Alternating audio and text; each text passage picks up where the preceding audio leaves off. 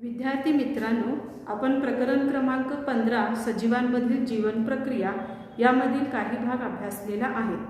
साधारणतः या पूर्वीच्या व्हिडिओमध्ये आपण परिवहन म्हणजे काय, वनस्पतीमधील परिवहन कोणत्या पद्धतीने होते, बाष्पोच्छ्वास म्हणजे काय आणि वनस्पतीमधील अन्न आणि इतर पदार्थांचे वहन कोणत्या पद्धतीने होते इतका भाग अभ्यासलेला आहे।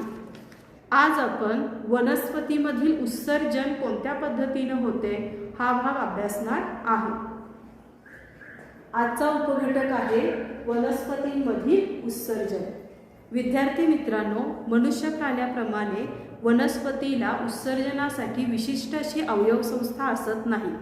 वनस्पतीमधील उत्सर्जन करण्यासाठी विशिष्ट अशा जलवाहिन्या, रसवाहिन्या आणि ऊती मदत करत असतात। साधारणतः काही प्रश्न किंवा काही घटना आपण पाहूया की ज्याद्वारे तुम्हाला लक्षात येईल की वनस्पती उत्सर्जन कोणत्या पद्धतीने करते। पहिली घटना आहे, विशिष्ट ऋतूमध्ये वनस्पतीची पाने गळून पडतात। दुसरी घटना आहे, वनस्पतीची फळे, फुले, साली काही काळानंतर गळून पडतात। तिसरी घटना आहे, राळ, डिंक हे पदार्थही वनस्पतीच्या शरीरामधून बाहेर टाकले जातात। या तिन्ही घटनांवरून हे सिद्ध होते की मानवाप्रमाणे वनस्पतीमध्ये सुद्धा काही टाकाऊ पदार्थ तयार होतात आणि वनस्पती सुद्धा आपल्या अवयवांमार्फत हे टाकाऊ पदार्थ पर्यावरणामध्ये उत्सर्जित करत असते। विशिष्ट ऋतूमध्ये वनस्पतीची पाने गळतात, यावरून हे सिद्ध होते की वनस्पतीचा उत्सर्जित भाग पानामध्ये साठून राहतो आणि विशिष्ट ऋतूमध्ये तो उत्सर्जित भाग बाहेर टाकण्यासाठी तेथील पाने गळून पडतात। कालांतराने फळे, फुले सुद्धा गळून पडतात। येथे सुद्धा वनस्पतीचा उत्सर्जित भाग साठवला जातो आणि काही कालावधीनंतर तो उत्सर्जित भाग बाहेर टाकण्यासाठी तेथील पाने किंवा फळे गळून पडतात। याच्या व्यतिरिक्त काही वनस्पतींच्या सालीमधून डिंक, राळ यासारखे पदार्थ उत्सर्जित होतात। इतकेच नव्हे तर वनस्पती आपल्या पानाद्वारे असंख्य प्रमाणामध्ये काय करत असते तर बाष्प बाहेर टाकत असते। म्हणजे थोडक्यात वनस्पतीमध्ये सुद्धा उत्सर्जनाची प्रक्रिया होत असते। फरक फक्त इतकाच आहे की तिच्यामध्ये मानवाप्रमाणे विशिष्ट अशी उत्सर्जन संस्था नाही। उदाहरण द्यायचं झालं तर वनस्पतीमध्ये विसरण ही क्रिया होत असते। या विसरण क्रियेद्वारे वनस्पती स्वतःच्या शरीरामध्ये तयार होणारे वायुरूप पदार्थ पर्यावरणामध्ये उत्सर्जित करत असते। यानंतर वनस्पतीमध्ये जी इतर टाकाऊ पदार्थ आहेत जेणेकरून ते रिक्तिका, फुले, फळे किंवा झाडांच्या साली आणि मुळांच्या शेजारी साठवले जातात। कालांतराने फळे, फुले, झाडांच्या साली, मुळे इथून ते पदार्थ पर्यावरणामध्ये सोडले जातात किंवा उत्सर्जित केले जातात। वनस्पतीतील उत्सर्जित भाग हा मानवासाठी उपयुक्त सुद्धा असतो। जलवाहिन्यांच्या मध्ये राळ, डिंक, चीक यासारखे पदार्थ साठवून ठेवले जातात। जलवाहिन्या या पदार्थ साठवून ठेवते। कालांतराने विशिष्ट ऋतूमध्ये किंवा काही दिवसानंतर हे डिंक, चीक किंवा राळ वनस्पतीच्या सालीमधून बाहेर उत्सर्जित केले जाते। राळ, डिंक, चीक यासारखे पदार्थ वनस्पतीसाठी जरी उत्सर्जित भाग असला तरी मानवासाठी हे सर्व पदार्थ उपयुक्त आहेत। डिंकाचा उपयोग आपण खाण्याच्या अन्नपदार्थामध्ये किंवा डिंक वह्या पुस्तकं चिकटवण्यासाठी सुद्धा करतो। काही वनस्पतींच्या राळेपासून, चिकापासून किंवा रबरासारखे पदार्थ आपल्याला अतिशय उपयुक्त आहेत, तर काही वनस्पतींचे चीक हे औषधी गुणधर्माचे सुद्धा असतात। विद्यार्थी मित्रांनो, घरी आई आळूची पाने चिरत असताना तुम्ही बघितला आहात का किंवा कधी आईला विचारला आहात का की आळूची पाने चिरत असताना हाताला खाज सुटते। या आळूच्या पानामध्ये कॅल्शियम ऑक्झॅलेट नावाचं रसायन असतं आणि या रसायनांची जे स्फटिकं असतात ते सुईच्या टोकासारखे असतात, ज्याला वैज्ञानिक भाषेमध्ये रॅफाइड्स असे म्हटलं जातं। रॅफाइड्सचा आकार सुईसारखा असतो की जेणेकरून त्याला हात लावल्यानंतर आपल्याला खाज सुटते। विद्यार्थी मित्रांनो, रॅफाइड्स हे आळूच्या पानामध्ये असतात। याचा आपल्याला विशेष असा काही फायदा नाही आहे, परंतु त्याला स्पर्श केल्यानंतर आपल्या हाताला खाज सुटते. विद्यार्थी मित्रांनो, या पुढील भाग आहे मानवातील उत्सर्जन. मानवामध्ये वनस्पतीपेक्षा विशिष्ट अशी उत्सर्जन संस्था असते. विविध जीवन प्रक्रिया पार पाडण्यासाठी मानवामध्ये विविध प्रकारच्या संस्था कार्यरत असतात. उदाहरणार्थ, पचन घडवून आणण्यासाठी पचन संस्था कार्यरत असते, चेता संस्था कार्यरत असते, रक्ताभिसरण संस्थेचं कार्य वेगळं असतं, उत्सर्जन संस्थेसाठी वेगळं असं उत्सर्जन संस्था असते. उत्सर्जनामध्ये नको असणारा टाकाऊ पदार्थ बाहेर टाकला जातो. असे टाकाऊ पदार्थ शरीरात जर जास्त कालावधीपर्यंत साठून राहिले तर शरीराला ते धोकादायक असू शकतात आणि असे पदार्थ वेळोवेळी शरीराच्या बाहेर टाकणं अत्यंत आवश्यक आहे. आणि नेमकं हेच कार्य आपल्या शरीरामध्ये उत्सर्जन संस्था करत असते. मानवातील उत्सर्जन संस्था, पचन संस्था हा भाग तुम्ही यापूर्वीही अभ्यासलेला आहात. काही प्रश्नांची उत्तरे आपण पाहूया. आपल्या शरीरात चयापचय क्रियेतून कोणकोणते पदार्थ तयार होतात? चयापचय क्रिया म्हणजेच पचन संस्थेबद्दल हा प्रश्न आहे. पचन संस्थामध्ये अन्नाचे पचन झाल्यानंतर जो टाकाऊ पदार्थ तयार होतो तो विष्ठेच्या मार्फत बाहेर टाकला जातो. आणखी रक्तामध्ये नको असणारे जे घटक आहेत, युरिक आम्लासारखे, हे सर्व पदार्थ मूत्राच्या स्वरूपामध्ये शरीराच्या बाहेर टाकलं जातं. या व्यतिरिक्त आपली त्वचासुद्धा घामावाटे उत्सर्जित पदार्थ बाहेर टाकते. प्रश्न दुसरा आहे, मानवी शरीरामध्ये उत्सर्जन क्रिया कशी पार पाडते?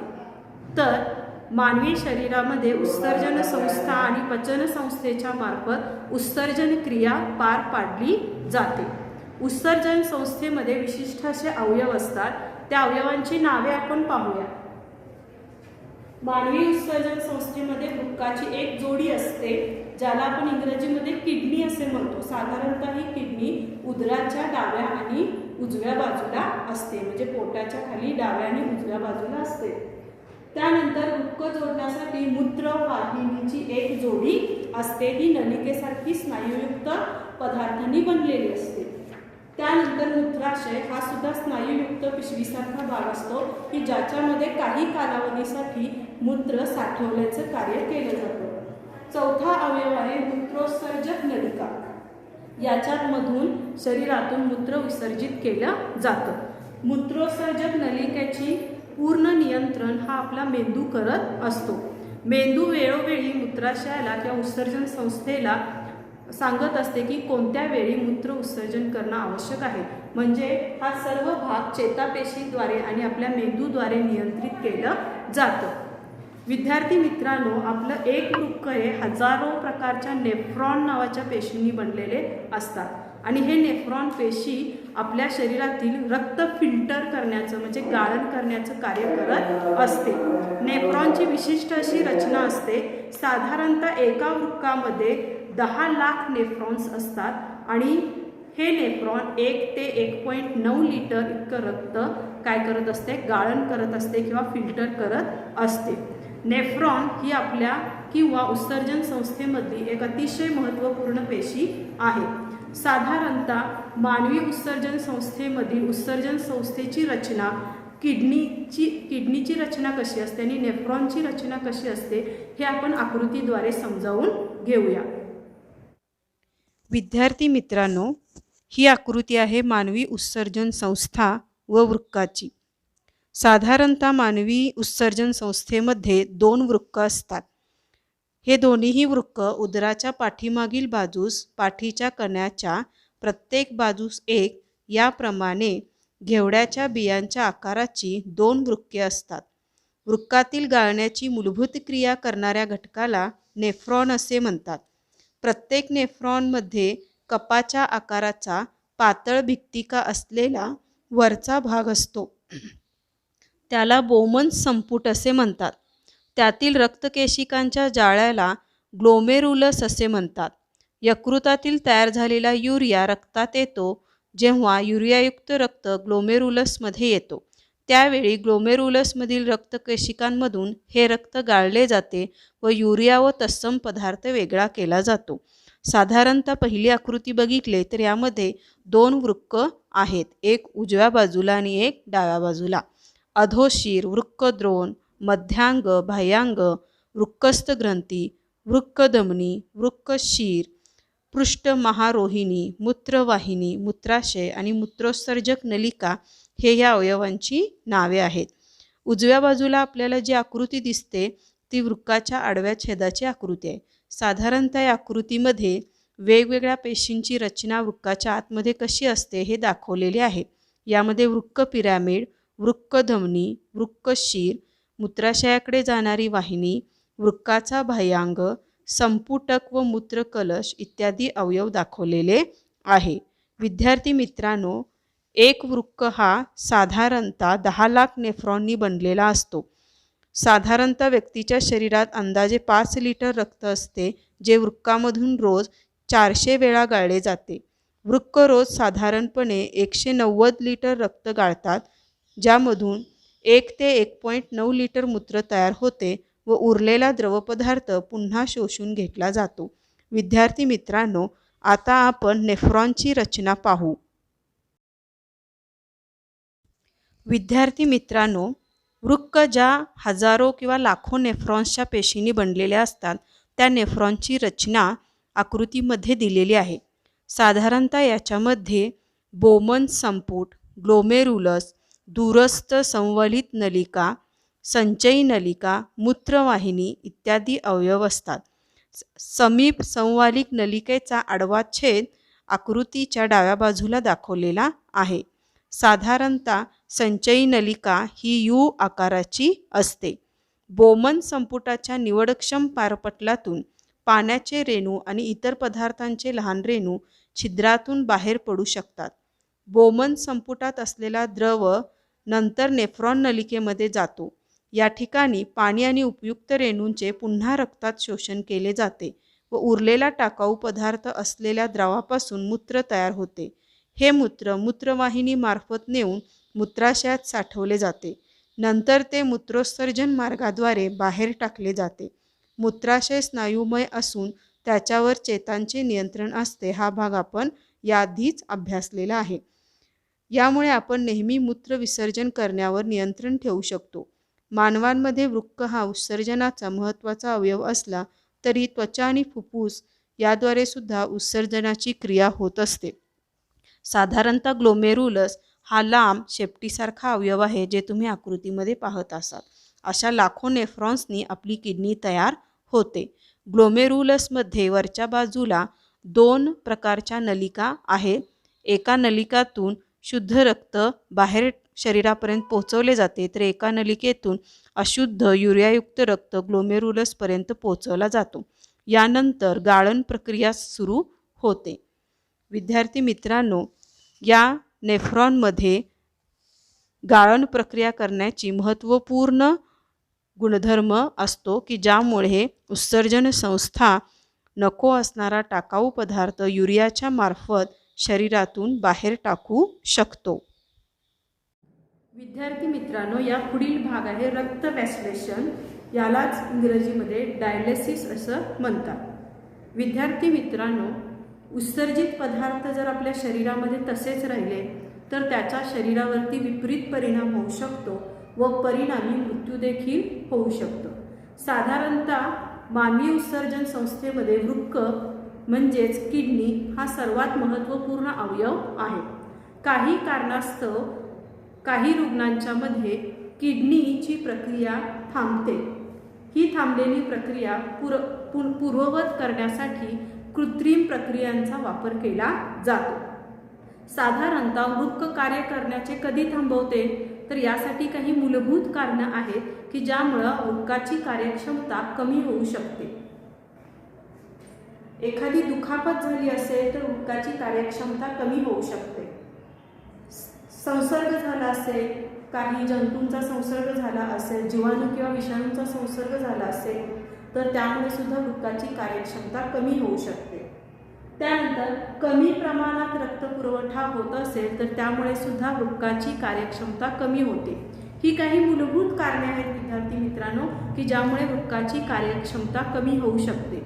याच्या व्यतिरिक्त आणखीनही काही कारणे असू शकतात की ज्यामुळे वृक्काची कार्यक्षमता कमी असू शकते.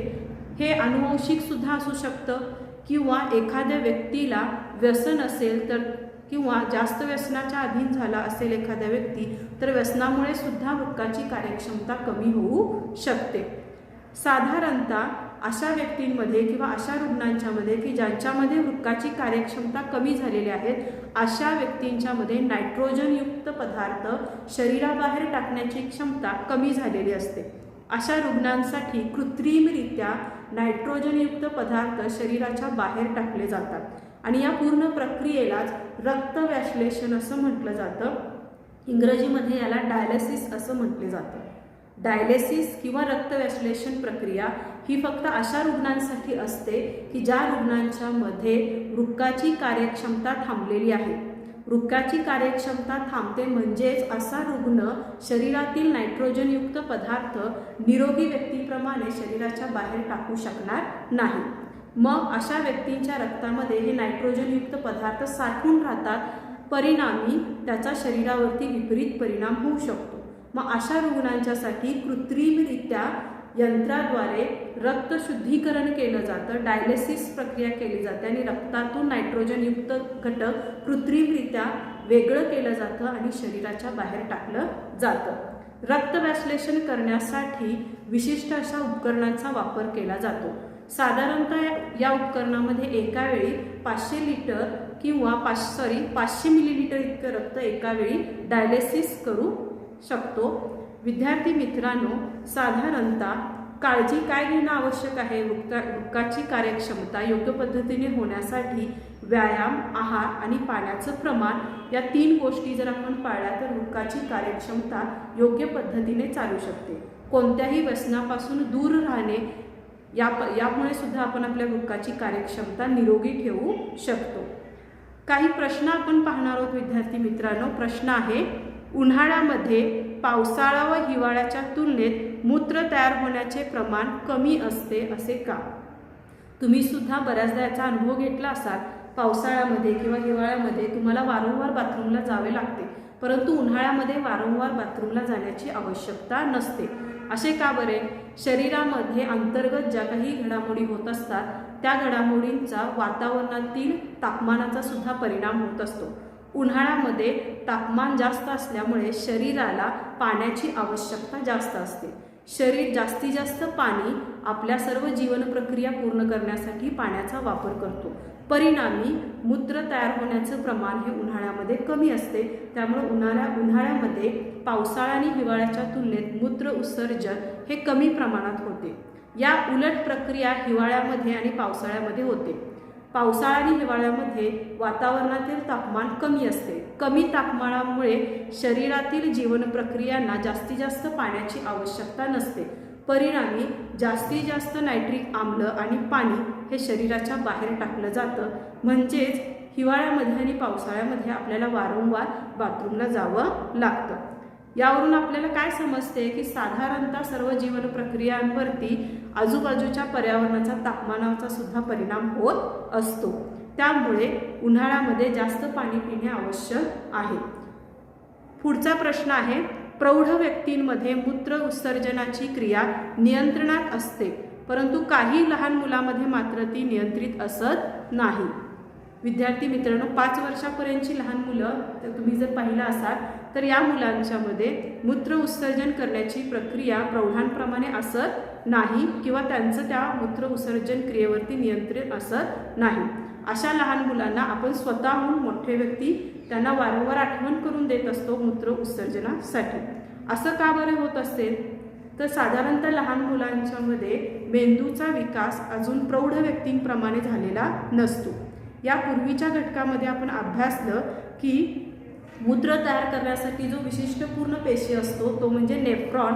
नेफ्रॉनचं सर्व नियंत्रण हे मेंदू करत असते. प्रौढ व्यक्तींच्यामध्ये मेंदू विकसित असल्यामुळे हे नेफ्रॉन आणि मेंदू नेफ्रॉनवरती किंवा किडनीवरती पूर्ण नियंत्रण ठेवतो. परिणामी प्रौढ व्यक्तींचं स्वतःच्या उत्सर्जन क्रियेवरती नियंत्रण असतं. 5 वर्षापर्यंतच्या मुलांच्यामध्ये मेंदूचा विकास प्रौढांप्रमाणे नसतो. परिणामी या लहान मुलांच्यामध्ये मेंदूचं मेंदूचं नियंत्रण हे नेफ्रॉनवरती किंवा वृक्कावरती असत नाही. जसजसं या मुलांचं वय वाढत जाईल त्या पद्धतीनं मेंदूचा विकास होत जातो व मेंदू नेफ्रॉनवरती पूर्णपणे नियंत्रण ठेवते.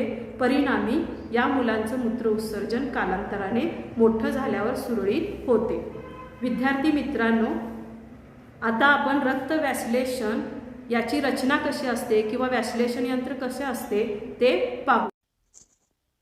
आकृतीमध्ये व्याश्लेषण यंत्र व त्याची प्रक्रिया दर्शवलेली आहे. शीर, धमनी, व्याश्लेषणाकडे वळवलेला रक्तप्रवाह हे दाखवलेलं आहे.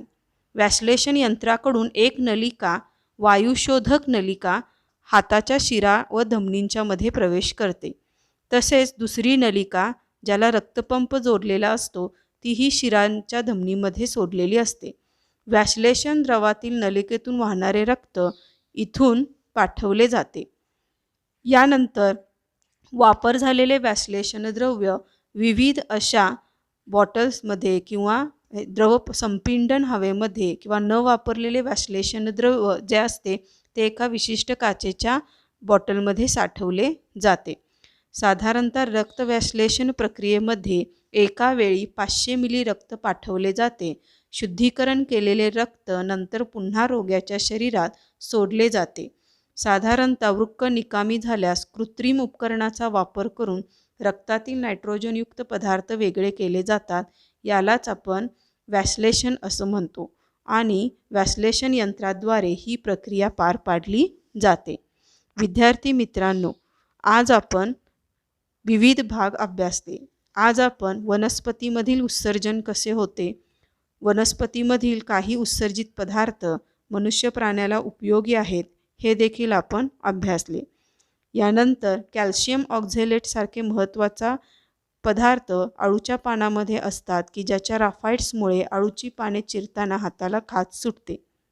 मानवातील उत्सर्जनामध्ये उत्सर्जन करण्यासाठी विशिष्ट अशी अवयव संस्था असते.